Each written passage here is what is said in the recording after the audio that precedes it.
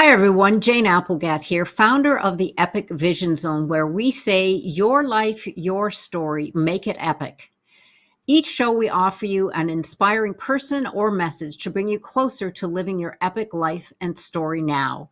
Thank you for being here. You can listen to the audio version on your favorite app, or you can watch on YouTube, and be sure to subscribe so you never miss an episode. The Greek philosopher and mathematician Pythagoras wrote, "There is geometry in the humming of the strings. There is music in the spaces of the spheres." With over 4 decades of dedicated expertise in the realm of sacred geometry, Gail and Gregory Hoag have pioneered groundbreaking technologies and new discoveries that have transformed the lives of tens of thousands across the globe with their teaching and tools. They have harnessed the power of divine architects to amplify higher dimensional energies and elevate the human experience, catalyzing personal and spiritual growth. The Hoags are well-known speakers and teachers revealing how the universal patterns displayed in sacred geometry play a foundational role in the evolution of consciousness, spirituality, and can help to uncover our true life purpose. Their acclaimed best-selling book, Sacred Geometry, The Universal Language of Divine Alignment, Gail and Gregory reveal insights into the ancient belief that certain patterns, their mathematical formulas, and their structure are evidence of divine planning and creation. Over the years, Gail and Gregory have gained profound wisdom and innovation that have made them esteemed leaders in the world of sacred geometry as they continue to guide individuals toward a path of higher consciousness, well-being, and profound connection. Welcome, Gail and Gregory. Thank you so much for being here today. Oh, thank you, Jane. It's wonderful to be here. Well, I Looking am forward to so getting going. excited. Likewise. Thank you, Gail. Likewise. Well, I am so excited to uncover this topic. It is so fascinating. So let's get started at the beginning. What inspired the two of you to do the work that you do today? Well, I think everyone has a path, and we don't always know what's going to come up on that path. However, I started out actually as an artist and as a very intuitive person. And I always wanted to understand the universe better. What is this? How does it work? Where do I belong in this universe? And I fell in love with the work of Buckminster Fuller. He was the genius who created the geodesic dome. He coined the word synergistics, and his work just really impacted me. Well, he was very mathematical in how he saw things, structural. So he looked at the universe and saw that it was formed in very precise ways. And that, we start out as energy, and then that energy flows in such a manner that it keeps creating over and over again, but in very precise ways. And so I really made it my business to want to learn more about that. And the way that I actually got into sacred geometry was because I found Gregory, who was holding a box of geometries. And I asked him if he knew the work of Buckminster Fuller. He said he didn't. I said, well, you need to know that work. And so that actually what brought us together and brought me into realizing that this is something that I could be doing for my life that would really enhance consciousness, which was at the foundation of all that I really wanted to do. Beautiful. Absolutely. And how about you, Gregory? We found out how you met, but what started your journey? Well, that evening that Gail invited me to a channeling that she was doing of Buckminster Fuller, because she started bringing through that information. And for me, it really began a number of years earlier when I was pursuing spiritual enlightenment, unfolding in different ashrams with different teachers.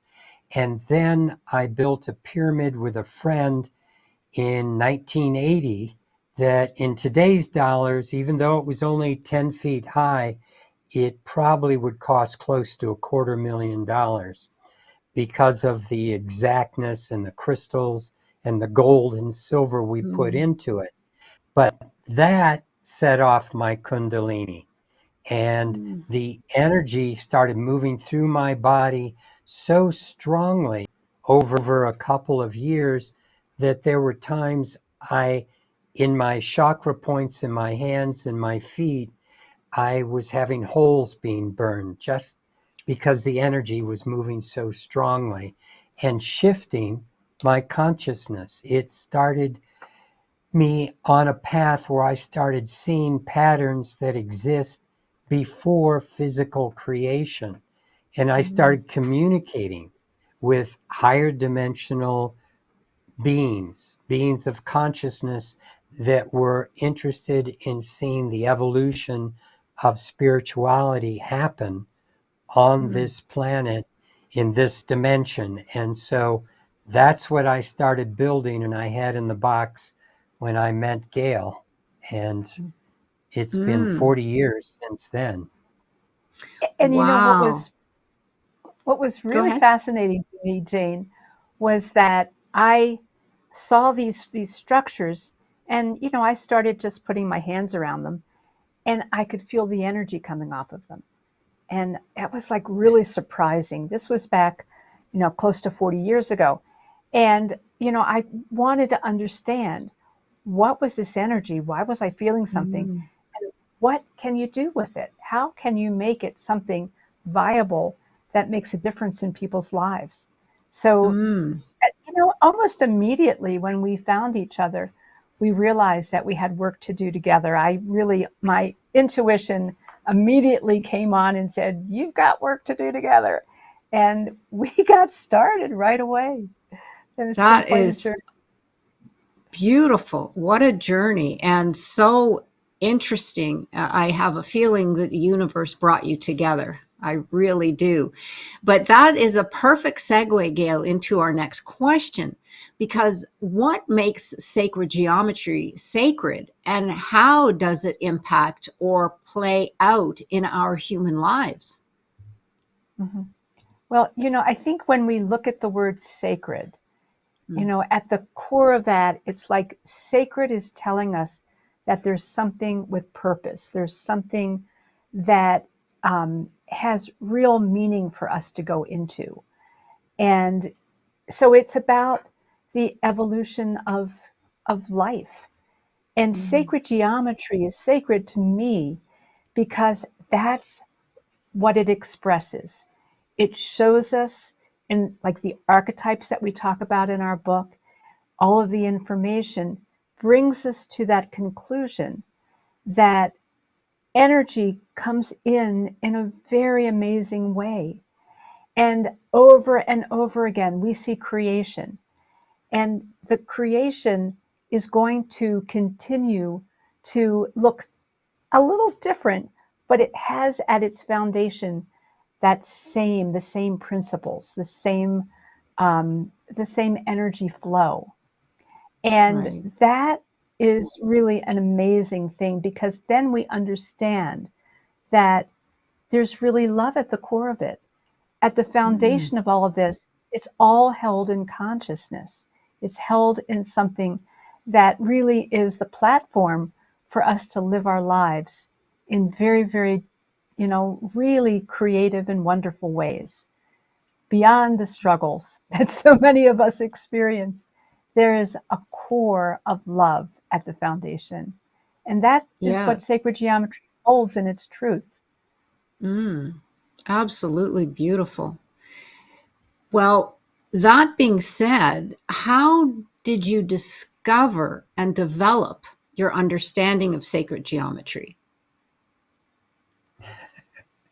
Well, it was by doing, literally. Mm. That's why I didn't know Buckminster Fuller. I wasn't into reading anything for years when I started getting these downloads of information. I was simply wanting to make sure that I was being true to what I was being shown.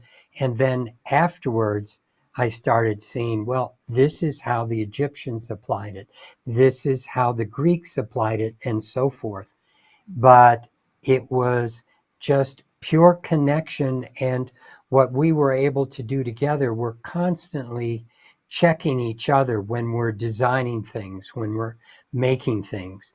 And we hear guidance where they'll say, yes, you're on the right track, but they support us in discovery. It's like if you had a child that's coloring, you don't go over and say, hey, let me color this for you because I've been doing this for years and I can do a better job. Let me show you how I do it. They really have been wonderful about letting us develop our sense of connection and understanding. And that's how our sense of sacred geometry came about, because it's really about those geometric principles that align with divine archetypes, the way everything is created. And when a geometry does reflect that in its materials, in its structure, and it does it purely, then it has the capability of moving energy from the higher dimensional levels. And that, to me, is what sacred geometry is. It's the movement of source energy into our physical 3D dimension. Fascinating. Wow. Yes, that is, yeah, that to know that you're being guided as well says something. That says, that has a signal that you are on the right path. And this is something that, we have had a lot of trouble in the Western, especially culture, not necessarily agreeing, but accepting some of these ancient and, like you said, very, very old aspects of what the ancients knew, like the pyramids. They often, sacred geometry, they talk about the pyramids and so on and so forth. So thank you for sharing. That is so enlightening. Now, the title of your book is Sacred Geometry, the Universal Language of Divine Alignment. What significance does that title have? Particularly, I'm interested in the divine alignment. Well, then I will let Gail talk about that part, because it was amazing writing this book together. We go back and forth and can answer the same things different ways, which is fun. But the universal language part is really speaking to the aspect that the numbers, the patterns, the rhythms, the cycles that make up sacred geometry work here, that works on the other side of the universe. If you were to communicate with another species, you could use this as a language. And not only in this dimension, but in higher dimensions as well, where we see the colors of the aura, that dimensional field, or where we're working with time. Sacred geometry is in that fifth and sixth dimension as well. And then the divine alignment with all of that. Well, here we are on this planet, and there's many of us that are walking around going, what is this? How did I land here? Do I really belong here? And, we're at a time where there's a tremendous amount of suffering and people feeling lonely and separate and all of those things. And the divine alignment is really expressing to us that everything comes together in that divine way. And it's all through vibration and frequency and pattern, as Gregory was just saying, that we can really depend upon. Because at the core, we are all one. We're all coming from source. And yet, we're all in our individual bodies, our individual lives, with our unique perspectives. However, the more that we recognize where we all are coming from that same creative spark. To me, that is what gives us the way to come back into that alignment again, to recognize that the universe is not this random, chaotic, crazy thing, but it's this amazing creative platform for us to explore who we are, our lives, what we can contribute, and how we can evolve our consciousness. So the divine alignment is really important, that we come back into seeing everything in that focus of consciousness. Yes, absolutely.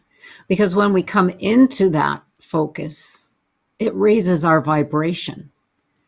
And I love, excuse me, that you opened that, because that is exactly what I feel this sacred geometry, one of the aspects of it, like when you said when you met and you saw these incredible structures that Gregory had created, and you put your hand near there and you felt the energy. We're absolutely all vibration. And when we raise our consciousness, we then become more connected with that energy that is all around us. Our auras, as some people call it, but that is our energy field, because each and every one of us emits an energy field. It doesn't necessarily mean it's at a higher level. In fact, unfortunately, I think right now, most people have it at a very low level, because I call it static. There's a lot of static in our universe right now. But let's go forward with this vibration, because what does it mean then to be living in a vibrational universe? Well, I'm going to just start with like the easy way of looking at it, and then Gregory can take it into a little bit more detail. And that is that if you think about creation, everything is energy. Everything is just pure, formless energy. And we also are living on multiple dimensions. So for this physical realm to be constructed, that energy needs to come into this place, this physical, this dense realm, and find a way to be here. And so, we look around us and we see these beautiful flowers and trees and rocks and animals and our bodies and everything that goes on here on this planet. And with that, there's lots of variation. But at the core, we are all energy. And really, when you break it down and you think about what is this physical density, it's mostly space. The very vast majority of it is just space. It's not anything, we focus on physical, but that's not really what it is. We're living in this energy of this frequency that has the ability, just like if you play music, you can go up and down with all the different octaves, with the different sounds, whether they're sharps or flats or whatever. And so we get to experience what it means to have these different vibrational energies to play with in this physical realm. And yet it's all pure energy. Right. So we need to understand, when she was saying space, it's not empty. It's 99.9999999% energy. And yet, as we relate to that energy, it always follows patterns to create relationship so energy can flow. And so that's been the exciting thing about our book, is seeing how even time has relationships to certain distances, has relationship to certain shapes, has relationship to certain frequencies. And they all relate over different mediums in the similar numbers, so that we can, energy is expressing that oneness that exists always in what we see as such a diverse display of reality, and yet there are connections running in between the sun and the moon and the earth and our bodies and the plants and the way they all form and dance together. And that's really the essence of what we're here to express, is how can we dance with the universe after we understand the dance that it is doing, so we can join along. As you've been saying a little bit ago, Jane, so often we put static around our body. We get caught up in our own negative thoughts and feelings, and that builds a wall that really blocks the flow of higher energy, that blocks the flow of universal energies coming into our lives. So that's why we build things to bridge that gap, to bridge through our negative thoughts and our fears and all the things that go on with the toxins in the environment and the things that go on with the electromagnetic pollution, which is another form of static that is just so ubiquitous that it's become the natural background noise rather than that natural sound of the wind and the birds and the water moving. And the earth itself has frequencies that we miss when we're inside walking on concrete and putting ourselves in a place of separation. And so that's what we're here to overcome. That's fascinating. I can feel that. Absolutely. I'm originally from Toronto, both my husband and I. Concrete city, beautiful city, but it is a concrete jungle. We have not been there, lived there in over 40 years now. We've been here in the Southwest. And when we went back to visit, it felt so heavy. And I couldn't stand not seeing the skyline and not seeing the mountains and not, we have desert flowers, but there's a lot of trees obviously in Canada, but it really lends itself to why I think a lot of individuals who live in these cities have a very heavy or dark energy about them. Because I was sitting in the car with my sister and we were waiting for a light, and I noticed that everybody crossing the street looked very glum, very downtrodden. And I said to her, I said, why does everybody look so sad here? They look so, unhappy. And she said, well, Jane, there's a lot of people here, but everybody's lonely. But now I know too, it's because they're missing that source energy.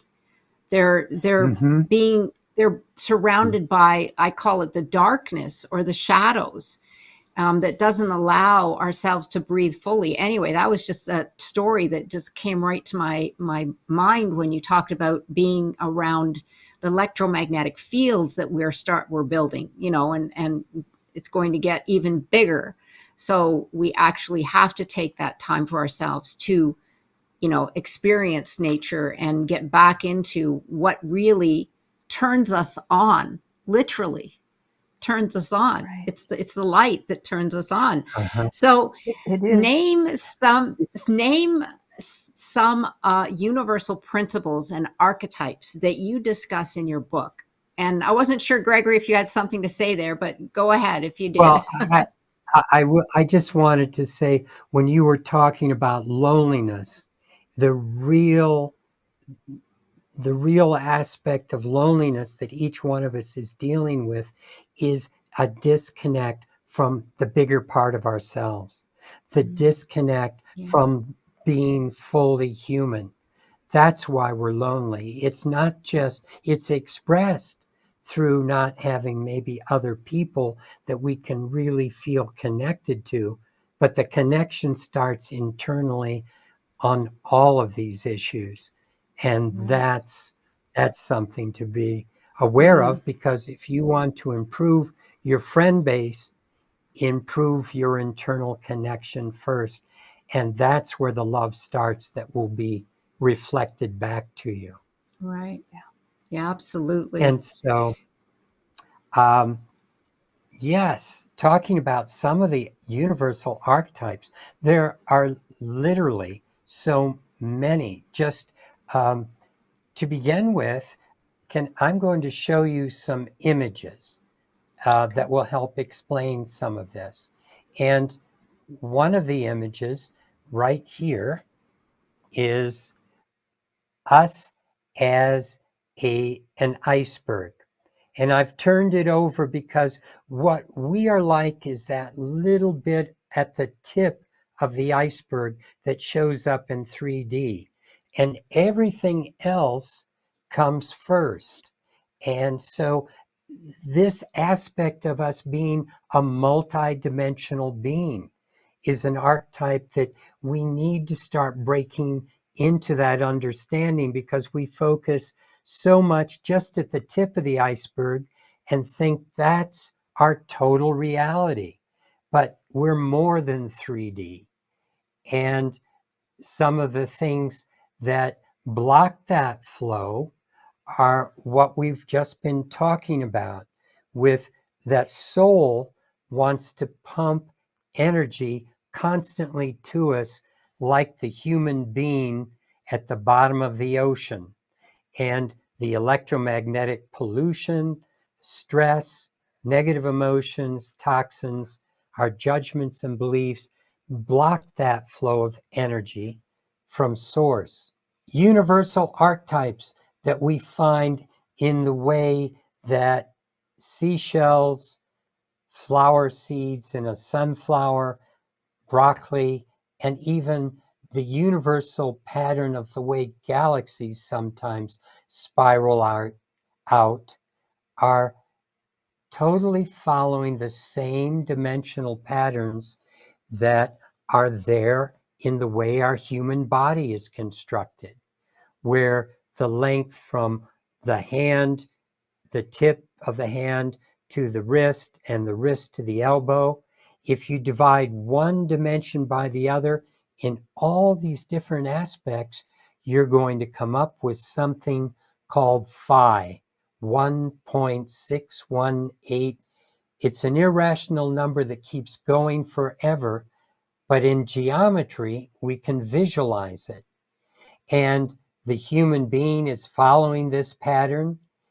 And when you look at things like the diameter of the moon plus the diameter of the earth, and you turn it into degrees, you get this geometry on the right, the sphere of health. And that's also this geometry down here beneath the larger image. And this geometry is built on the same relationships that create all of these patterns.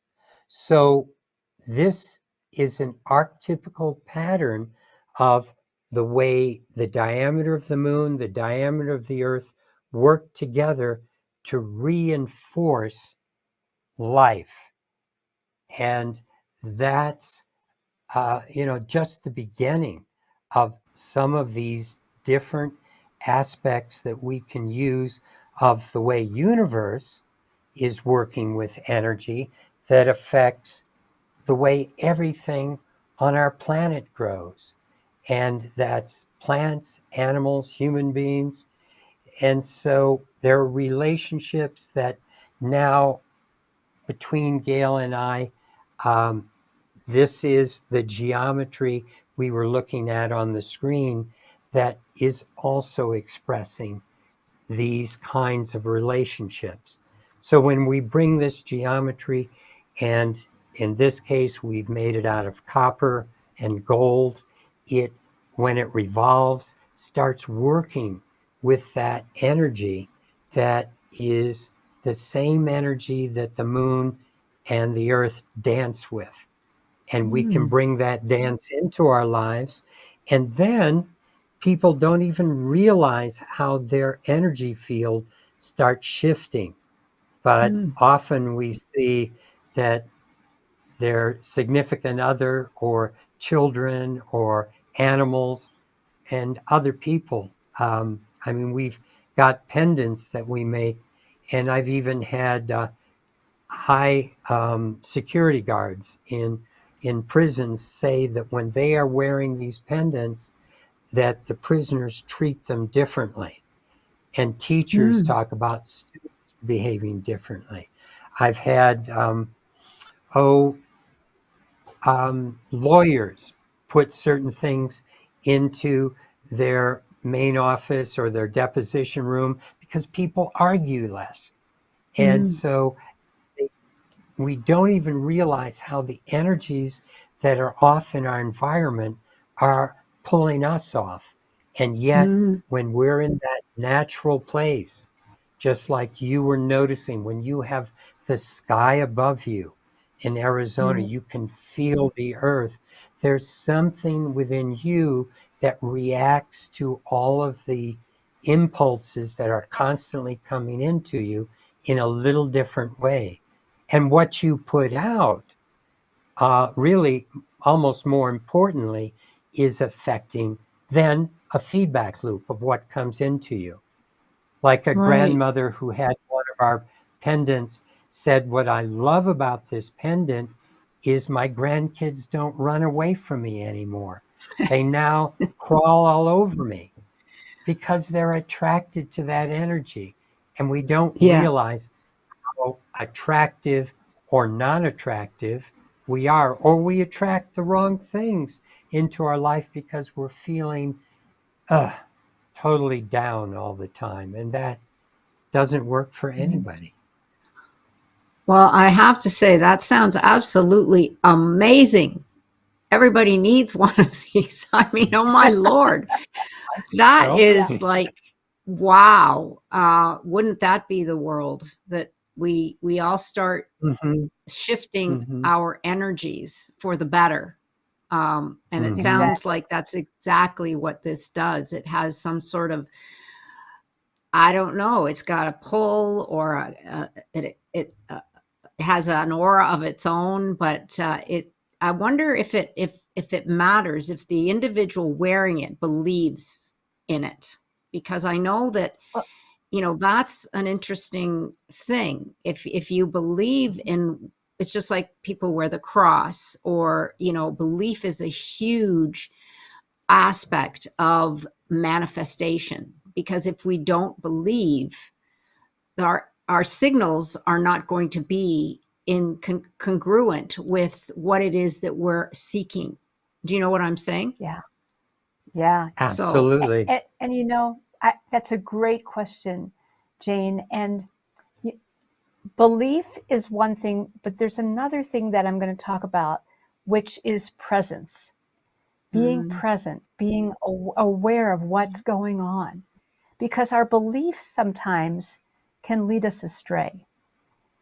People who believe that somebody might hurt them are gonna, yes, they're gonna go over in that end of the field, right? And yet that may have no truth to it whatsoever. But being present and being able to like really um, recognize what's going on with an open mind, mm, that I think is really important. So with all of our tools that we've created, and we call them tools because that's really what they are. They are a way of helping people stay connected to the very basics of what universe is offering us. And right, that is, so if somebody believes that no good can come to them, it's going to be pretty hard for that energy to get through, right?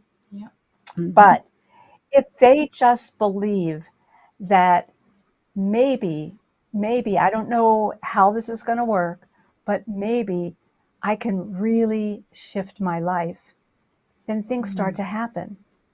And so connection is really what we speak about a lot. All of our tools, because they're designed through using these universal principles in these pendants that we have all these different antenna systems and special materials, and using certain ratios and dimensions. And so what happens is that it is a way of being able to align ourselves with the higher levels of who we are. Because as we spoke a little bit before about being multidimensional, we're not just this physical body, this physical life. When the soul decides to come into this body and enters, that's when life starts. And it ends when the soul leaves the body. And so the soul is really the critical piece. And the soul needs those connections. Just like, whether it's breathing in the beautiful air, looking at the sky, feeling the energy of nature. We need this because it takes us back to our creation, our source of creation. And so what we have right now in this modern life is a lot of distraction. What Gregory was showing you in one of those slides previously indicates that the distractions are really a huge problem, whether it's electromagnetics or toxins or fear, anger, whatever. They're distracting us, separating us from who we really are. So everything that we've created is designed through these universal principles to help us come back into that alignment so that we can be present, we can be fully here, we can work creatively, we can work with our intuition and really feel that we are mind, body, and spirit, and we're in a dimension that is really wanting our soul to be expressed. It's wanting to receive this energy. And I think that's where we are right now in all the shifts and all the energy shifts that are going on right now. Is preparing us to be able to bring that energy, the energy of soul and love, and plant it more into this dimension for the good of all. Yes, absolutely. I there's a lot of chaos, but in the chaos there is growth.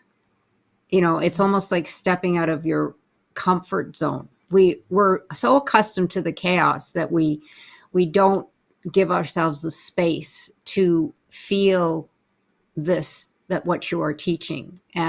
But the awareness and bringing all of individuals like yourselves to the surface and letting people understand and learn and providing them with this knowledge is expanding worldwide. I've been coming across a lot of individuals who are talking about this aspect of our energy and our soul. And yes, there's a lot of noise out in the outer world, but I say we have to unplug to plug in.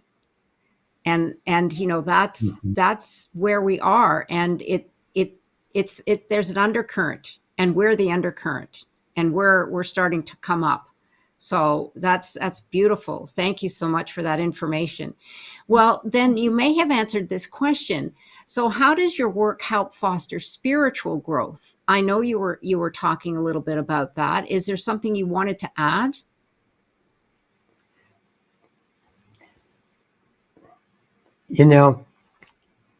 It's so much fun to see what's going on with these geometries and people's lives, because you see, spiritual growth is about that connection and the higher connection. The more we can start to put aside the distractions, the more we cut through what's going on emotionally, what's going on mentally, the more we can be present, like Gail was talking about, then we can start to grow into the bigger parts of ourselves. And that's spiritual growth. That's accepting that relationship with soul, that relationship with source. And it's there at our core. And yet, as you've been mentioning, as we've all been talking about, there are so many distractions that by working with these tools, and it's like a hammer that I could give you to build a house or to crack a walnut, and if you hit your thumb in the process, it's not the hammer's fault. But if you're done building the house, you built it, not the hammer. So a tool helps us leverage energy. And what we're talking about are tools, technologies that help us leverage our connection to higher self and remove the distractions so we can be more authentic with each other and especially with ourselves. Because if we can start to have authentic connection and love showing up within ourselves, then that starts coming out into the world. That's going to make a difference for other people as well. And it's just like the grandmother. It's nice having the kids and the dogs and different animals be attracted to this energy because they're not affected by the placebo effect. They just know what they're attracted to and they go for it. And so that's how all this is helping us move toward that relationship of love flowing into the world and spiritual growth. Yes, absolutely.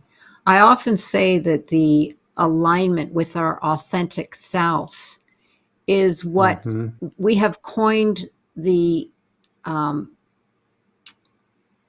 the syndrome. What is it? The imposter syndrome. The imposter Mm. syndrome. And I don't look at it as, I see it as it's a knock from your higher self saying you're not doing the work you're supposed to be doing. And that's why you feel uncomfortable because you're out of alignment with why Mm-hmm. I've put you here and what your purpose is. And that's how I see what you were just mentioning about authenticity, because we often get that little Mm-hmm. charge, when you feel that, what they call imposter syndrome. I say it's a message. It's a message saying you need to wake up because you have so much more in you. And this is, Mm-hmm. I'm just sending you a message and waiting for you to say yes, because I'm here waiting for you to release me. And That's, it's what you were talking about, excuse me, just a moment ago when you're talking about the chaos. So many people can get caught in that vortex of chaos that debilitates them, pulls them yes, down. But you were bringing it up from the perspective, it's also an opportunity for any of us right. that are interested in growth, that are interested in just making a difference in ourselves and each other. We're going to look at that chaos as simply things going on where opportunities present themselves, opportunities to just connect with another being, opportunities to demonstrate compassion, opportunities to just be in the right place at the right time as guided by universe, because we don't know what's perfect, but we can be dancing with what is perfect, and that will lead us into the serendipity that is constantly revealing itself in our lives. Yes, absolutely. Well, thank you so much for that. And give us now, I know you've spoken a little bit about your tools. So, what are the sacred geometry tools and what are they used for? I know you've expressed that you have a pendant. Maybe you could just tell our audience a little bit more about if you have the other tools and what people use them for. Okay. I'm going to show you, we've been talking about the pendant. This is what it looks like close up. And the face on both sides of the pendant has a purpose. And bottom line, this is one pendant. And the pendants are all two-sided because one side toward your body is going to move the energy up, and it's going to be more mentally focused, higher connection. And the other direction, like the image on the screen right, that side toward your body is going to be more grounding and connecting you more into the earth and your heart center. So depending on how you're wanting to work with your energy, you turn that back and forth. And then we have all types of, Well, I'm going to go okay, back there for a moment, because what I would like to share is what does this really do for you? You know, people say, oh, they're really beautiful. And it's really interesting that there is an intrinsic connection that people have to these geometries. So I might be shopping at Whole Foods wearing my pendant, and I get stopped, and people say, oh, your pendant is so beautiful. What is that? You know, well, how many people stop you when you're going through the grocery whoops. store checkout line? You know, it's just not, normally what we do. But anyhow, but the point is that it changes people's lives because they have a deeper connection. They're feeling their intuition more. Serendipity is working in their favor. All kinds of things are happening so that the energy is flowing. And if you're wearing something that supports your energy to flow, then your life is going to change. And so some of the real simple things are like relationships. People find that they can relate to each other in a way where they're just not on automatic pilot, just reacting. They're actually more mindful. They're more present in the moment. And in terms of prosperity, we've seen people who had been working on projects that had not been coming together. They wear the pendant, and all of a sudden the projects start coming together. And it's because the alignment is really there again. And so the pendants are something that has incorporated a lot of the different aspects of the larger geometries that we've created over many years, but you can wear it, you can have it on your person, and have that support. And then Gregory can show you a picture of Well, the here's, geometries now that we're working with. Go ahead. well, the one on the left is it spins, it moves, and spinning actually creates vortexes with the geometries. So more energy is moving through time. The speed is very important in terms of the energy that it's bringing in.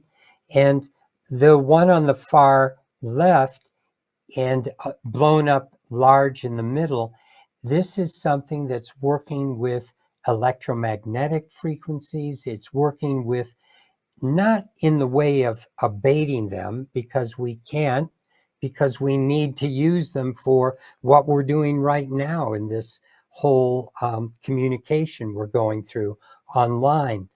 But we can shift the environment in a way where people and organic matter is not being impinged upon by the electromagnetic frequencies.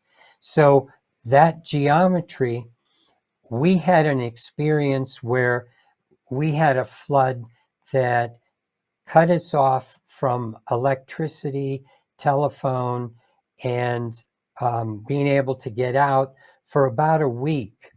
And the quiet that came with that was incredible because there was no electricity, no telephones, no cars, no anything going on around us.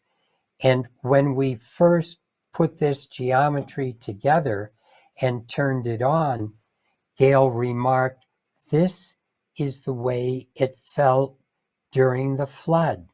Only now we can be in an environment where everything's going on and we can bring that same sense of quiet and connection back in to our environment." So, this is what we're talking about when we're talking about how to use some of these geometries to create an environment where we've had mothers say, "This particular motor has broken down that's turning the form. Get it back as quickly as you can, because my kids and my husband don't argue as much anymore when it's running, or they just play together better." And, we don't realize how much of our communication in this world is being impinged upon by the environments that we're walking Yeah. through. And if we can hold that space within us and bring that environment to the fore, that's going to serve us a lot better. And so this is what we're looking to do on larger and larger scales for shifting the energy in larger and larger environments. And we've been doing Yes. this for close to 40 years. We've been making all of these different structures because we felt the energy. And some of them, can also be used for meditation, where you can sit under a structure and meditate. And you can go into a meditation really quickly and deeply, and then come back out of it again really easily. And Beautiful. we have so many things going on in our lives. Tools really support us, and so these are supporting our consciousness, and evolving our consciousness. Yes, absolutely. And we'll have all of that information on your Thank you. bio page. Absolutely. Because my husband right away was like, "Well, how much are they?" So we need to get all of that information there. But thank you for sharing those incredible tools. And I love, like you said, the pendant that you can have it on you, and it's reversible. So depending on the energy that you're feeling that particular day or not, you can flip the pendant. But that is so useful to be able to wear it, as opposed to the other. You can put it in your environment, but you step out of your environment and, then you want to have your pendant with you. So thank you for sharing that. Those magnificent tools. So on your book cover, you mentioned a crisis more serious than climate change. What are you referring to? It's what we've been talking about. It's the death of humanity. Literally. I mean, the climate change is the canary in the coal mine. It's telling us that something is off on this planet. And the way technology is going, the way so many things in our environment are going, we need to get back into a connection to who we truly are, or the emotional body is going to start to weaken. The aspects of what truly make us human are going to start to dissipate. And this was brought to our attention in 1917 by Rudolf Steiner in one of his lectures, where he was saying what the electromagnetic frequencies are doing to us is making us less human. It's making it harder to connect. And that was only 25 years after Nikola Tesla lit up the World's Fair. And already Rudolf Steiner, who started Waldorf education and has been able to see the energy fields of human beings, it's shifting us, what's going on with technology, and pulling us away from natural cycles. And we may have a world someday, but if we don't have our love, our compassion, our humanity and be able to express that as human beings to each other, and therefore take care of the planet, take care of the animals, take care of the plants that are all part of this journey too, who are all evolving also and want to raise their consciousness.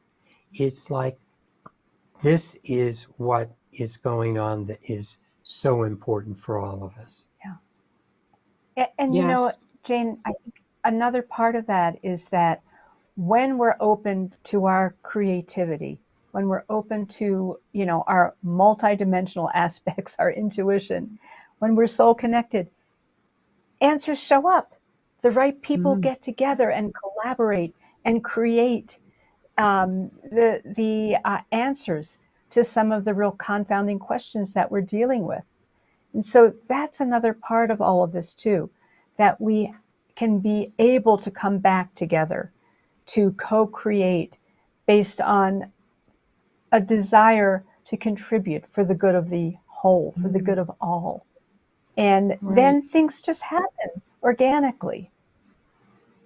Yes, absolutely. Yes, because of the connections.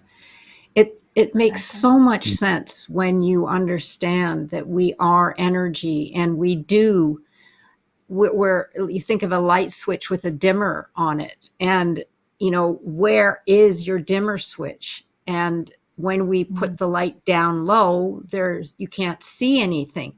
Well, that's the same with a human. We are lost. It's like you said, the loneliness and the connections. But when we put the dimmer switch up, we start to draw things to us, people, experiences, innovation, because we need space to be creative. You can't create in a space of static, is what I always like to call it. It's just like a radio signal. If you're tuning in and you just can't quite get there, it's because of the static. But if you have that clear connection, that static cleared away, then it's like, yes, this is where I need to be. This is where I can create. This is where I can make the connections. Absolutely. I agree 100%. And I get it. I totally agree with it, all of it. So here's a question. How can we access the true wisdom of our heart? What a great question. And I know Gregory is like chomping at the bit to say something, but I'm going to butt in here for a moment. That's how we do things together. Well, I think to start with, it's about being centered in who we really are, not who we think we're supposed to be, but, really being comfortable with who we are and allowing ourselves those divine connections to express what's normal and natural and really loving and brilliant. And so I'm going to let Gregory continue on because he's got a wonderful way of looking at all of this too. Well, I think one of the important things is, again, to realize that we are multidimensional. And often we use the phrase the heart or heart wisdom, and it's not really from the heart per se, it's through the heart. The heart is a portal, is a doorway to higher self.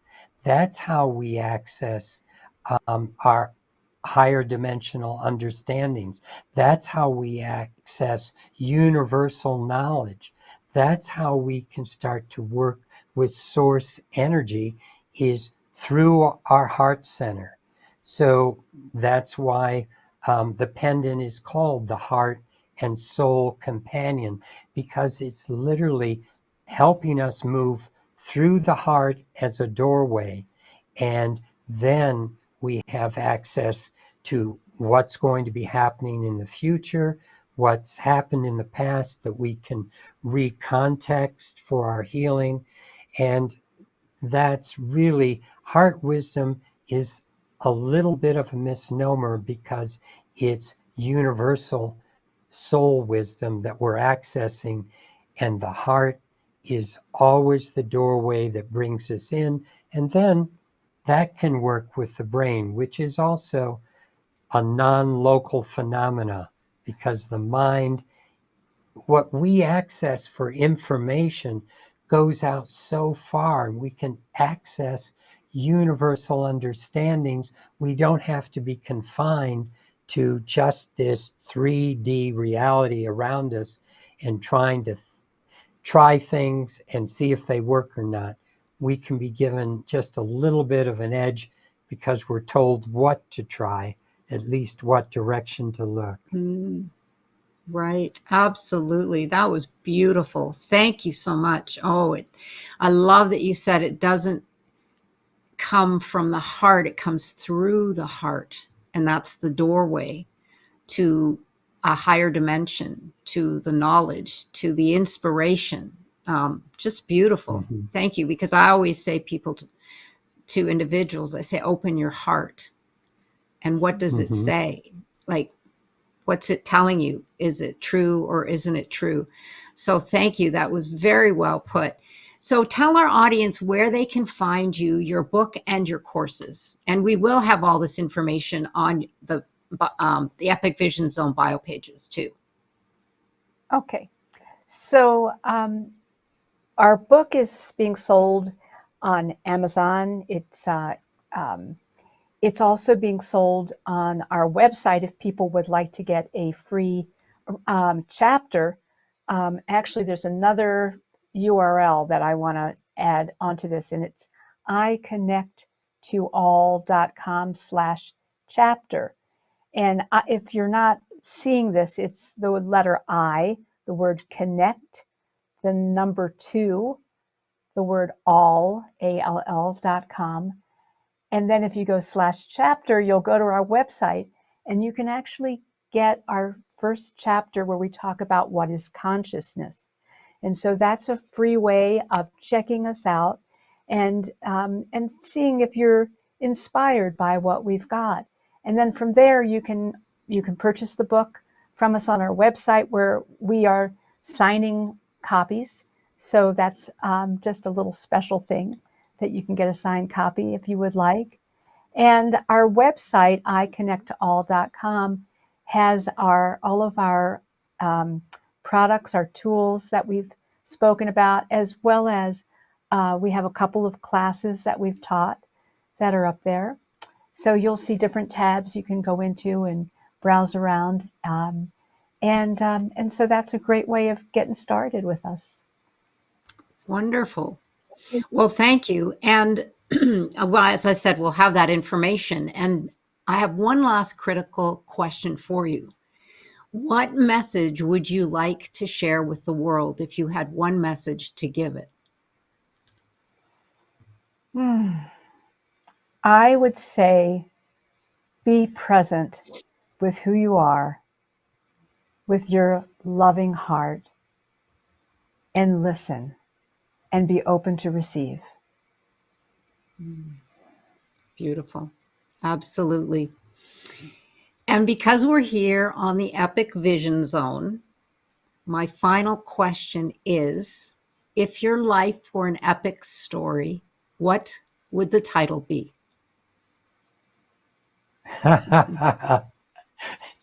She's letting me know I can answer this one. Yeah. You know, the title, I think, would be something to the effect, his efforts to reveal the pathway to higher consciousness. I think that's what's been my life journey, our journey together, is how to be of service to all through revealing opportunities to grow spiritually. Beautiful. I can see that for sure. Well, thank you once again, Gail and Gregory. This has been so enlightening, and for being here with us today. For information, once again, to connect with Gail and Gregory, you can go to the Epic Vision Zone bio pages where you will find all of their information and direct contact information. And be sure to follow me on Instagram at Jane Applegath. And don't forget to connect with me at janeapplegath.com, where you can access your free downloads, Creative Power and Vision Play. Sending you much love. This is the Epic Vision Zone, transforming your dreams into epic success.